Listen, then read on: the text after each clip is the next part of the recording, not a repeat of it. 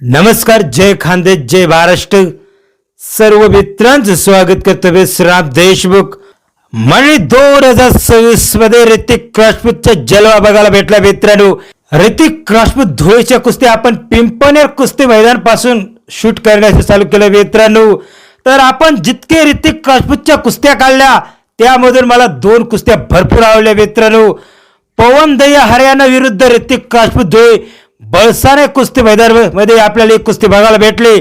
आणि नवलाने कुस्ती मैदान मध्ये तात्या पहलवान पुणे विरुद्ध ऋतिक राजपूत धुळे काय कधी तुफानी कुस्ती झाली मित्रांनो.